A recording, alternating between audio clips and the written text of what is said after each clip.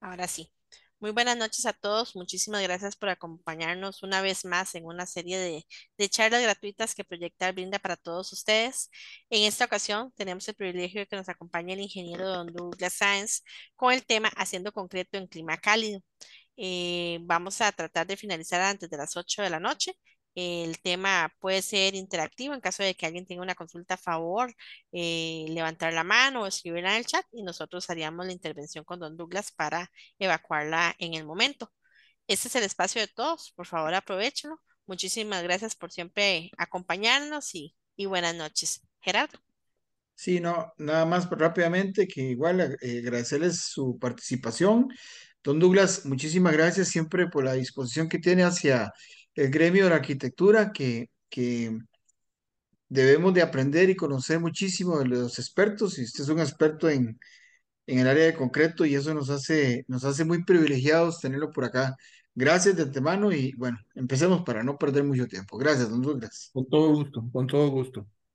Vean, este artículo o esta charla, digamos que en el ACI la han hecho y en construcción, en concrete construction, la han hecho muchas veces. Sin embargo, a mí me movió hacerla, hacer el artículo, pero con nuestras condiciones o nuestras particularidades.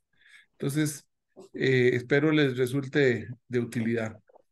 Este es el contenido, hay una introducción, hablamos de la temperatura, la tasa de evaporación, la humedad relativa, la temperatura del concreto, velocidad del viento, tiempo disponible para colocar el concreto y cuidados posteriores.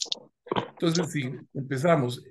Yo aquí quise hacer como un poco de historia, porque allá por el año 88, que nosotros estábamos entregando, con la empresa que yo trabajaba, concreto en la Contraloría, la planta quedaba en 5 esquinas y enviábamos concreto ahí a Sabana Sur. El viaje duraba media hora y el concreto perdía 2 centímetros, a veces 3, dependiendo a veces de ciertas condiciones, el concreto podría perder un poquito más o un poquito menos de asentamiento. Hoy por hoy, eh, digamos, la cantidad de vehículos es muchísimo más grande, el tiempo de viaje, si lo hiciera ese mismo viaje, duraría el doble sin problema. Y sea como sea, la temperatura del ambiente ha subido, digo yo, de 5 a 10 grados, dependiendo del lugar. Entonces, claramente este tema del tiempo de viaje, eh, la temperatura ambiente, hace que la temperatura del concreto en obra termine siendo mayor que hace 35 años. Entonces, por eso a mí me parece importante tomar en cuenta estas cosas y no solo clima cálido, entendiéndolo como que sea allá en Guanacaste o en Puerto Jiménez. Cálido es también aquí en el área metropolitana, dependiendo la época. La temperatura del concreto es un parámetro que a mí me llama la atención porque más de una vez se incluye en los carteles y viene a ser como un parámetro de aceptación y rechazo. Sin embargo, el punto no debe ser tomado en cuenta de manera aislada porque hay varias cosas que intervienen. Una de ellas es la tasa de evaporación, que ahorita la vamos a ver qué es, el tiempo disponible para colocar el concreto. Entonces, ese tiempo que es desde que se carga en planta hasta que termina colocado. Y, sin duda, los cuidados posteriores que hay que darle a la losa o a la chorrea. La tasa de evaporación corresponde al efecto en el concreto y particularmente en la parte superficial de las siguientes cosas: la temperatura del aire, la humedad relativa y la velocidad del viento.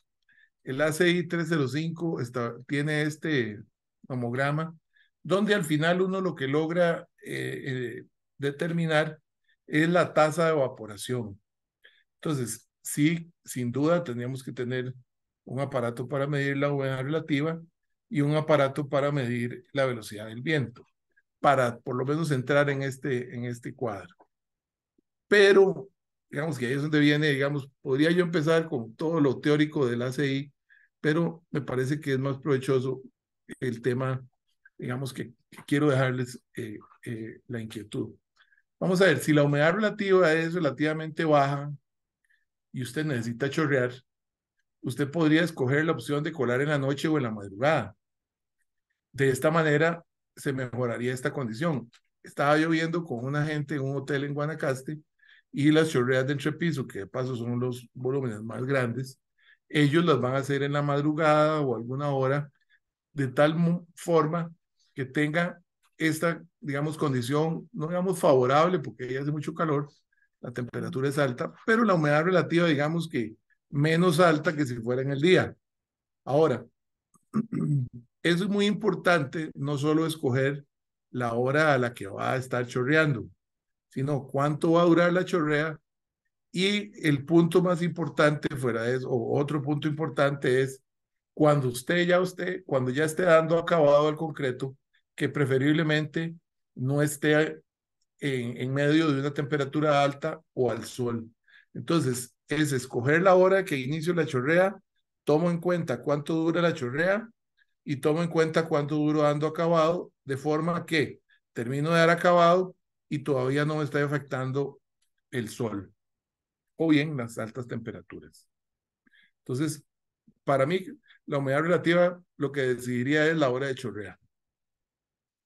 Ahora, el otro punto importante es la temperatura del concreto. Digamos que cuando usted entra a la ACI 305 le dice cubrir y humedecer los agregados. Vamos a ver, partiendo de que todos los agregados, piedra, arena, se pueden calentar por el sol, todos los agregados deberían mantenerse con humedad controlada y cubiertos. La humedad es un tema alcanzable, no obstante, porque usted pone rociadores y entonces está mojando los agregados. No obstante, el tenerlos cubiertos, por eso les puse esta imagen, no es para nada fácil o bien es muy caro. Imagina hacer una bodega para meter piedra y arena. O sea, lo crucifican a uno. Entonces, cuando se habla, por otra parte, cuando se habla de humedecer los agregados, o sea, uno diría, bueno, hay que humedecer la arena, la piedra, pero hay una realidad. El agregado que reporta más provecho cuando se mantiene humedad es el agregado grueso. El agregado, o sea, las piedras almacenan una cantidad de calor que ustedes no tienen idea. Entonces, si usted, digamos que el agua no sobra, entonces tiene que humedecer los agregados, humedezca en primera instancia los agregados gruesos, porque esos almacenan mucha temperatura. Ahora, el otro punto fuera de los agregados es el cemento. El cemento normalmente viene con una temperatura por encima de 35 grados, que aquí quise tratar bien a la cementera por aquello de que no me reclamen. En algunos casos el cemento puede llegar a 50 grados y en casos muy excepcionales a 65 grados. Claramente en 65 grados de temperatura uno debe tomar medidas porque la trabajabilidad se le pierde muy rápidamente y la temperatura del concreto empieza a ser muy alta y en los proyectos donde uno tenga requisito de temperatura, le devuelven el concreto. En esta última condición, bueno, en algunos casos uno podría hacer, si sabe que va a tener una chorrea grande, almacena el cemento en los hilos y lo deja uno reposar unos 2 o 3 días para que baje la temperatura. Esto es real y eso sí, que no sea más de una semana, porque el cemento, después de una semana, dependiendo cómo sean los hilos y todas las cosas, podría ser que pierda propiedades. Ahora, el otro punto que muchos artículos, muchos libros hablan, es de enfriar el agua. Sin embargo, en mi experiencia, el agua no provoca un choque térmico como lo provoca el hielo, porque al final uno de eso es lo que quiere, provocar un choque térmico que baje la temperatura del concreto. Digamos que yo le podría decir, enfriar el agua ayuda, pero es más efectivo el hielo. Y ahí les puse un water chiller, que son grandísimos para plantas grandes y también son bien caros.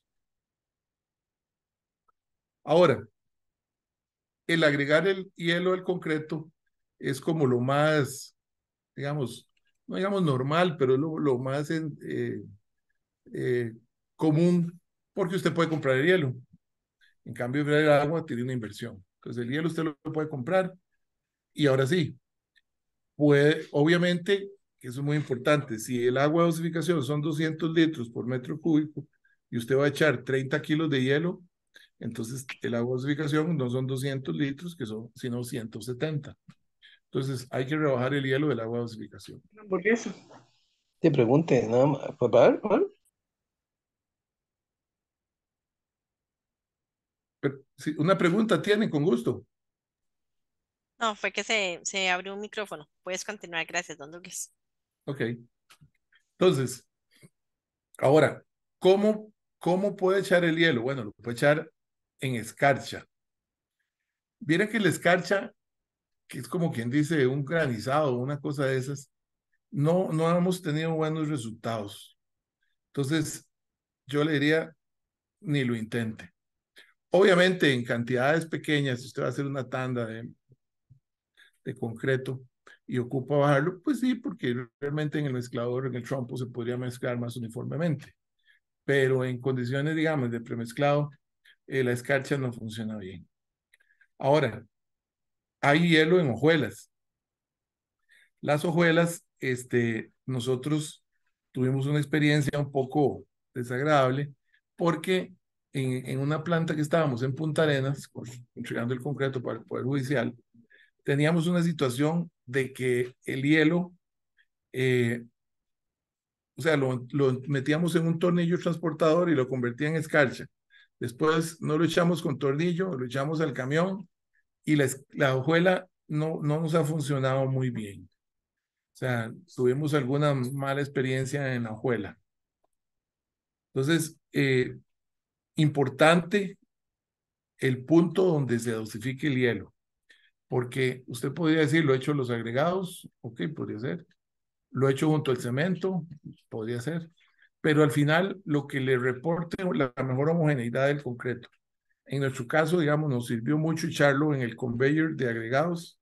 Cuando van subiendo los agregados al camión, ahí ponemos el hielo y nos ha funcionado muy bien. Entonces, el tema es qué tipo de hielo y dónde lo pone. Y el de hojuelas, yo preferiría utilizar cubitos.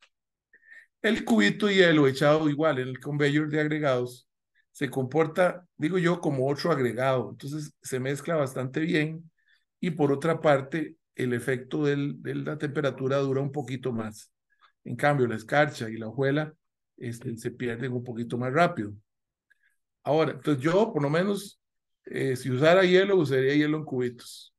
El tema es que es un costo, digamos, bien caro. Un kilo de hielo vale 90 colones. Entonces, si usted tiene que poner, digamos que aquí en el GAM tuviera que poner 20 kilos, está hablando de 1.800 colones por metro cúbico, ¿verdad?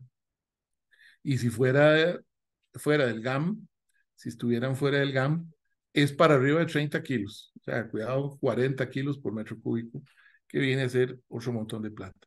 Entonces, el requisito del hielo hay que verlo con mucho detenimiento y dependiendo no solo de estas condiciones, sino de lo que viene. Ahora, si les comparto una experiencia de no agregar hielo, se produce un efecto muy particular. A primeras edades, el concreto se comporta con relativa normalidad y podría uno decir que hasta con una ganancia de resistencia mayor que lo normal. Pero a 14 y a 28 días se cae la resistencia. No proyecta lo que parecía que iba a dar. Entonces, eso me permite, digamos, plantear una hipótesis que digamos que en el ACI 305 lo dice un poco diferente, que a nosotros en esa condición que les conté, el agua, al no poner hielo, el agua se evaporaba parte del agua en mezcla, y el agua que quedaba no alcanzaba o no era suficiente para terminar de hidratar las partículas de cemento. Entonces, eso hacía que al final la resistencia no diera y a edades tempranas sí daba. Entonces, vea que engañoso porque usted dice, todo está dando bien y a 28 días se cae. Entonces, tener mucho cuidado en que si usted decide no agregar hielo, tiene que estar, digamos, con un factor de seguridad sobre la resistencia para que no se le rechacen el concreto.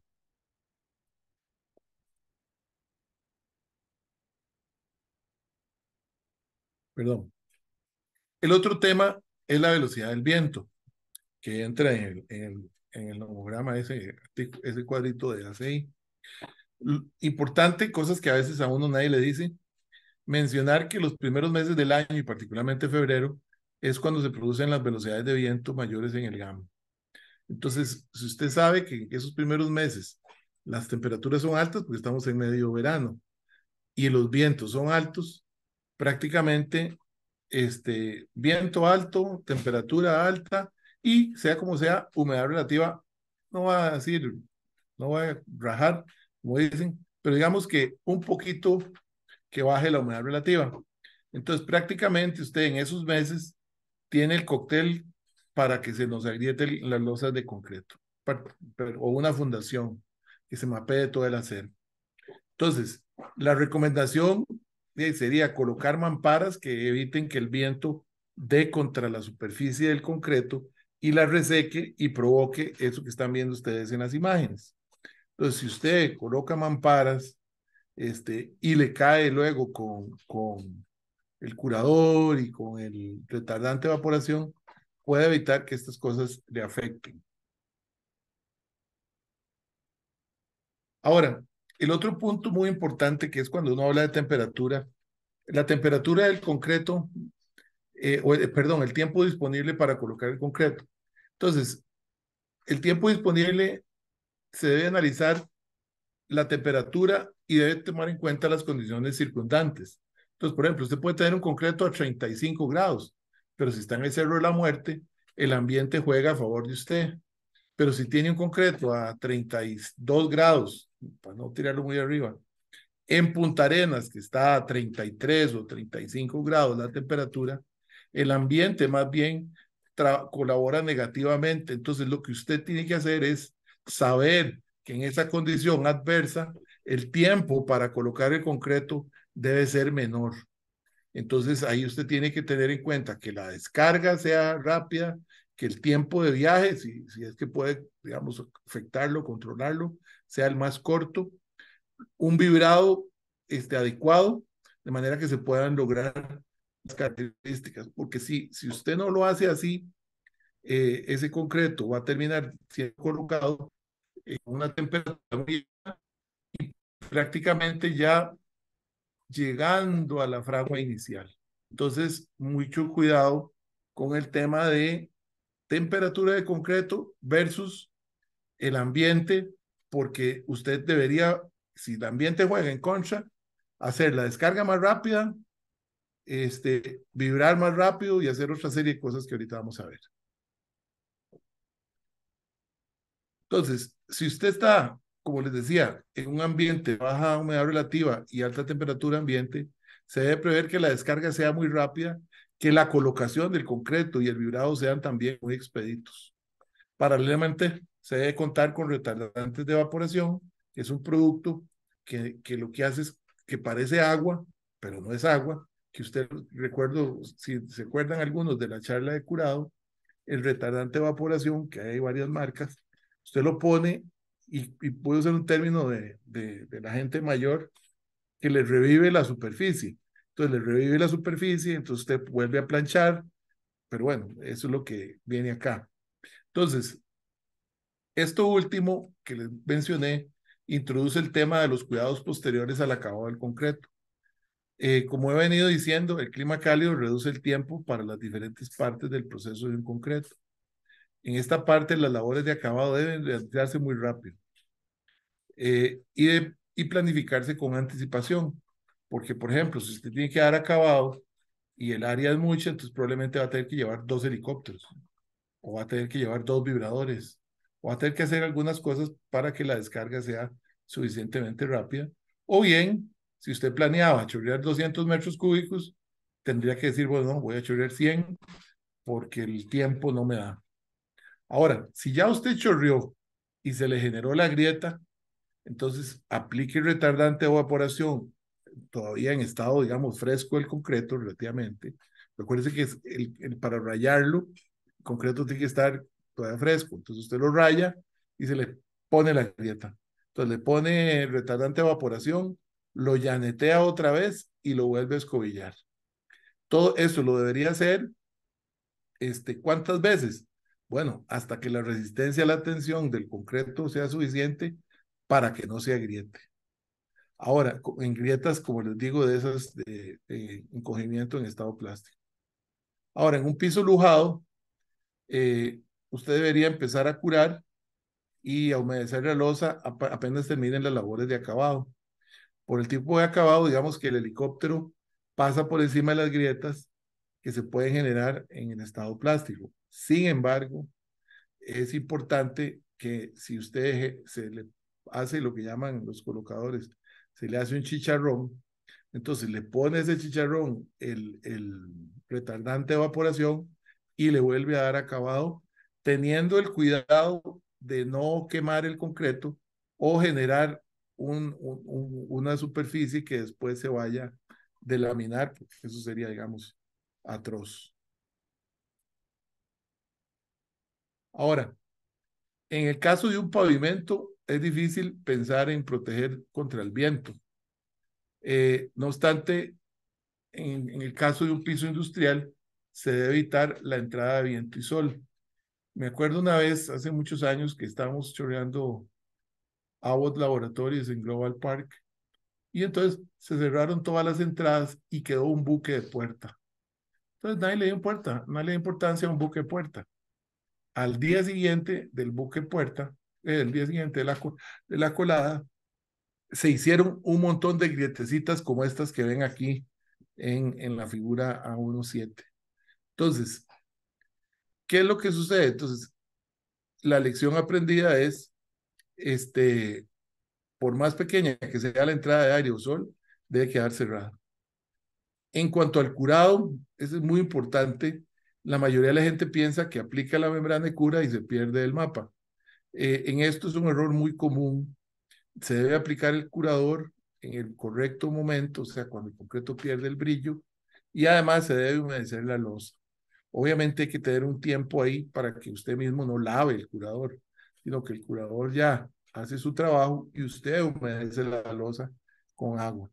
Porque, si se acuerdan, en el tema del curado es un tema de humedad y temperatura. Se debe retener el agua, pero se debe mantener la temperatura para que ambas cosas propicien que el concreto alcance las propiedades para las cuales fue diseñado. ¿Cómo lo puede lograr? Bueno, con agua, con diferentes, digamos, productos. Ahora, varios documentos enfatizan que el curado debe mantenerse por lo menos por 7 días. Específicamente, en clima cálido, hay varios tipos, o sea, se debe hacer de esa forma, 7 días mínimo. Ahora, como detalle relevante, hay varios tipos de curador que si no se escoge el correcto, puede traer consecuencias en etapas posteriores a la losa. Por ejemplo, si luego de acabada la losa se va a poner un recubrimiento de uretano o epóxico, no debería usar un curador, por ejemplo, de parafinas. Posiblemente debería usar un curador base agua. De lo contrario, hay que invertir mucho tiempo en remover el curador por medios mecánicos, que de paso es bien caro. Otro aspecto que juega también es que hay curadores que manchan la losa. Entonces me acuerdo en Coyol que estaba el arquitecto, el hijo de don Rafael, creo que es el hijo de don Rafael, Rafael Solís, y nos hizo cambiar el curador varias veces porque no le gustaba el color que tomaba la losa. Entonces hay que tener cuidado con qué curador utiliza porque puede manchar la losa y la gente lo va a ver como un defecto. Finalmente, si le piensa poner un sellador penetrante, que es una cosa, por ejemplo, que llaman Ashford o, ¿cómo se llama el otro? Bandex, creo que es Bandex. Esos materiales, o sea, requieren que se deba remover completamente el curador. De lo contrario, se les van a generar unas manchas blancas debajo del sellador penetrante que no se quitan. Entonces, la gente va a ver la losa con un montón de manchas blancas y le va a decir, ¿y esto qué es? Y no se quitan, que es lo peor. Otro tema importante, porque vamos a terminar antes. Otro tema importante es que en clima cálido hay que poner atención a las juntas de control. Las juntas de construcción no, porque ya usted las define previamente la colada. Pero las juntas de control con corte con sierra, se debe pensar que los cortes con sierra usted debería realizarlos antes comparado con una situación de temperatura y humedad relativa normal. El corte en verde, que ese es un corte, digamos, que se puede usar, se puede hacer a las 3 horas de haber colocado el concreto. Obviamente hay que verificar que no, el corte no despunte, porque si despuntilla, usted tiene que esperarse para que el concreto todavía esté más duro. Entonces, en ese sentido, si utiliza el corte en verde, probablemente haya que hacerlo un poquito antes de lo que lo haría en otra condición. Vamos a ver, hay otro corte en húmedo que se hace al día siguiente, prácticamente casi no se usa porque el corte al día siguiente tiene un riesgo muy grande de agrietamiento, entonces ese casi no se usa, pero en caso que lo tuviera que usar, haga el corte no a las 12 horas, sino probablemente a las 8 horas o menos, porque ya el concreto ya va a permitir el corte y con eso usted evita que se le agriete la losa previo a que no, usted la deba cortar, ¿verdad?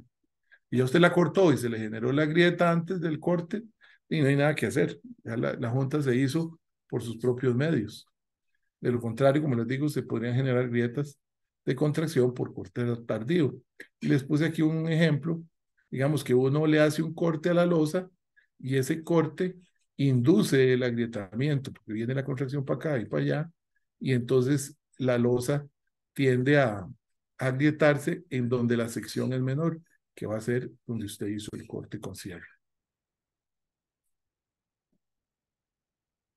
Ahora, finalmente, si usted toma en cuenta todas o algunas de las consideraciones o temas comentados en este artículo, o sea, yo no le garantizo que no va a tener problemas o complicaciones, pero ciertamente serán menores. En cualquier caso, les digo, como le ha hablado don Gerardo y ahorita a doña Tatiana, y quedo a sus órdenes por si tienen alguna consulta. El otro día un colega me pidió que le pasara la especificación del producto, por ejemplo, para reparar cámaras en condición fría, congelada.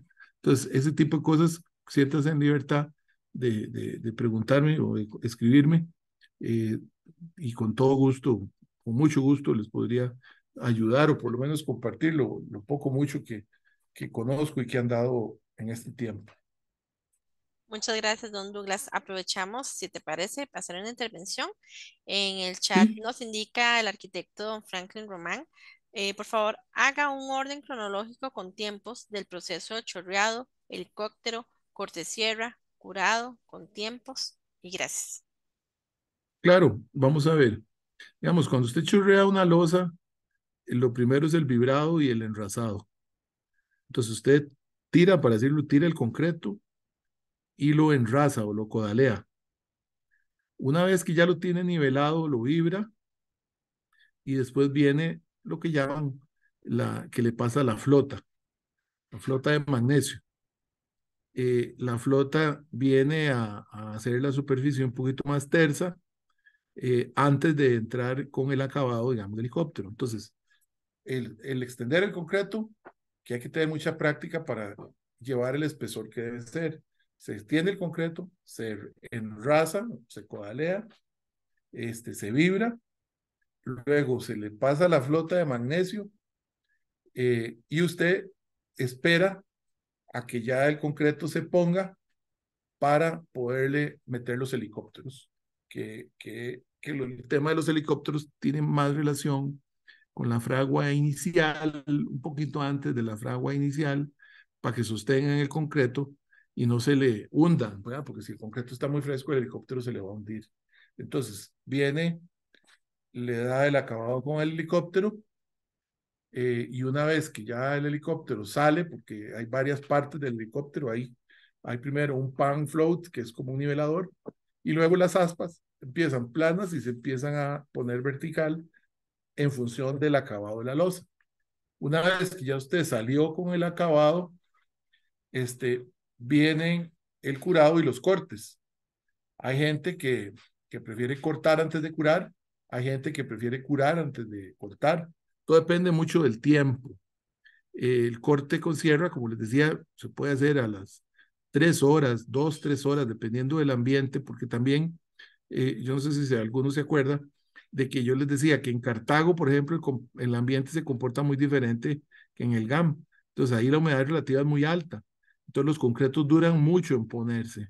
Entonces, en otros lados, en Coyol, se pone muchísimo más rápido porque la temperatura es alta, la humedad relativa es baja, y cuando hay velocidad de viento, peor, pero digamos que se podría controlarla. Entonces, es terminar acabado, pone curador, cortes con sierra y sigue humedeciendo la losa en esos primeros 7 días y en esas primeras horas para que la losa no se caliente tanto que no alcance hidratar todas las partículas de cemento.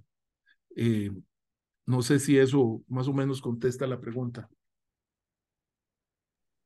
Muchas gracias, sino que don Franklin nos indique. Don Vidal, su espacio, muchas gracias.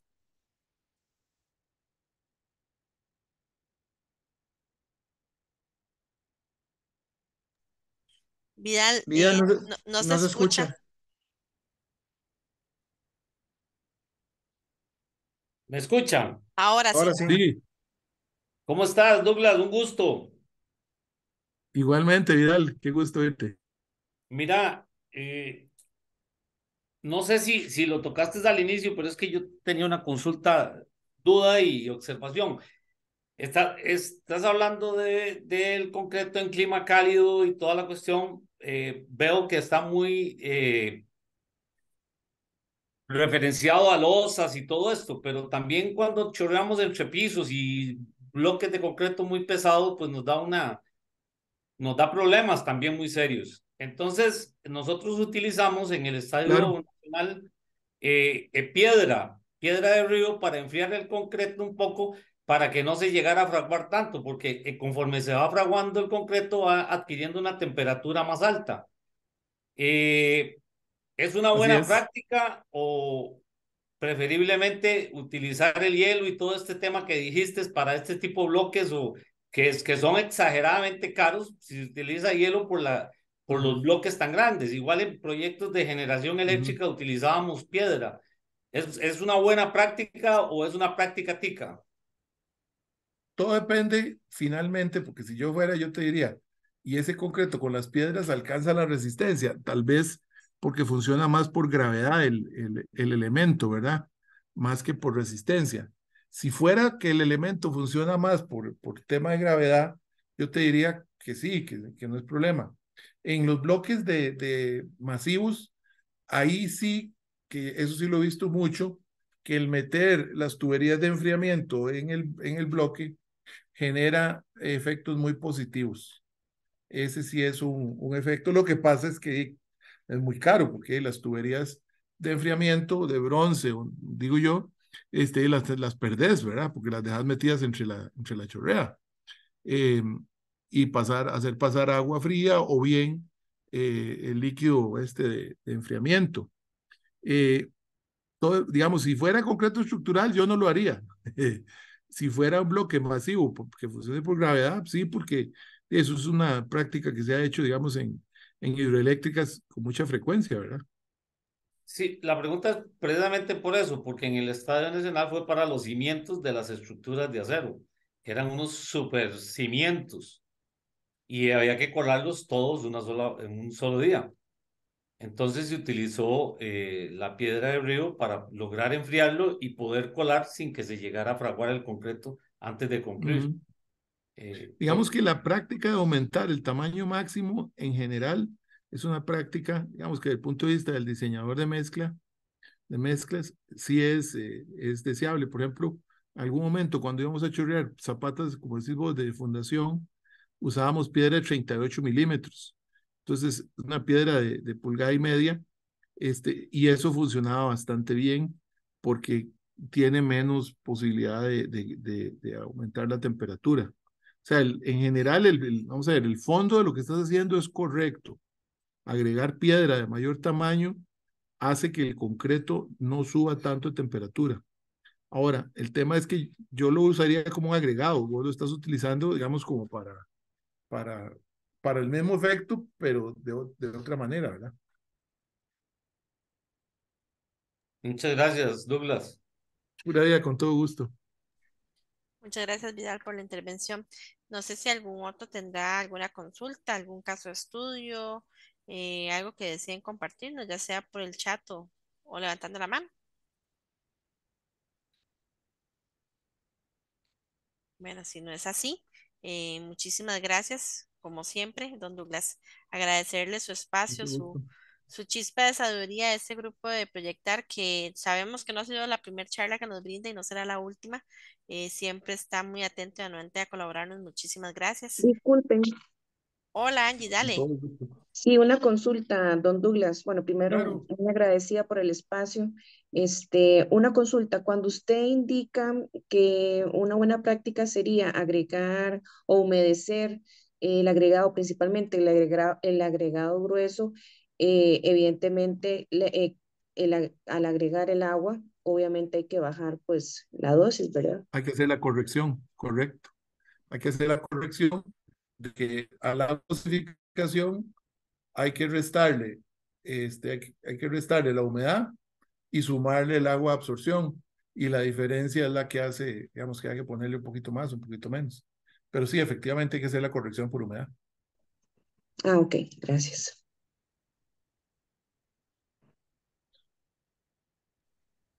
Gracias, Angie, por la intervención. No sé si algún otro tendrá alguna consulta. Bueno, parece que no. De nuevo, muchísimas gracias. Buenas noches de mi parte y como siempre a todos muy amables porque siempre nos acompañan. Nunca estamos solos un martes, un jueves y dando esta versatilidad con todas las charlas que tratamos de brindar a cada uno de ustedes. Muchísimas gracias por informar de nuestro grupo, Proyectar, que es el grupo de todos y cada vez vamos creciendo más. Gerardo, tu espacio. Sí, Ujú. gracias, Tati. Bueno, primero que todo, Douglas, gracias, Douglas, porque la verdad es que estas charlas son las que le hacen a uno aumentar el conocimiento y eso es importantísimo para nosotros los arquitectos, aprender un poquito más de las otras disciplinas y las otras ingenierías, que es muy importante. También seguir invitándolos a todos para que si tienen a un amigo arquitecto que quiera integrarse a proyectar, sería una maravilla, porque yo creo que esos espacios son los que debemos de hacer para que todos podamos crecer en conjunto. Al final de cuentas, todos vivimos en un solo país, todos hacemos un oficio que tal vez no es el mismo, pero estamos en similitud o en mundos paralelos y nos ocupamos los unos a los otros. Entonces, el conocernos y el conocer diferentes campos es muy importante para los arquitectos y ojalá todas estas charlas las pudieran recibir muchísimo más arquitectos. Por dicha, estas charlas quedan grabadas y cuando alguien quiere escucharla, quiere recibirla, quiere verla, ahí tienen la información en nuestros diferentes canales, que ya tenemos un YouTube también, que esas charlas van a estar puestas en el YouTube. Y bueno, ahí más que agradecer, Douglas, gracias a todos, muchachos, y yo sé Un que el tiempo comercial, don apremia. Gerardo, Sí, un comercial. El 18 de julio, si la memoria no me falla, va a haber una actividad, digamos, un seminario o algo así, de losas planas sobre terreno. Eso está organizando la Asociación Costarricense de Ingeniería Estructural. Y entonces, para que lo tengan ahí el 18 de abril, el ¿y, 18 de julio, de y julio. cómo va a ser eso, Douglas? ¿Virtual? ¿Va a ser presencial? Se ha hecho de las dos, virtual y presencial, por lo mismo, sí. Si tienes un afiche para que nos lo compartan y nosotros lo difundimos, sería genial Voy a o alguna pedirlo invitación. porque voy a pedirlo porque ayer me enteré precisamente y entonces voy a pedirlo y se los hago llegar sin problema. Perfecto, muchas gracias. Agregando lo que se indicó, ya para cerrar, recordarles la charla del próximo martes. Vamos a hablar sobre la Ley General de Contratación Pública a cargo del arquitecto Luis Arroyo Ortiz y las generalidades sobre la obra pública. Sí, Entonces, muy bueno. muchísimas gracias. Buenas noches a todos y Buenas que la pasen noches. muy bien. Gracias, don Muchas Douglas, muy amable. gracias. Gracias a Gracias, todos. compañeros. Hasta Dejaré de luego. grabar, permiso.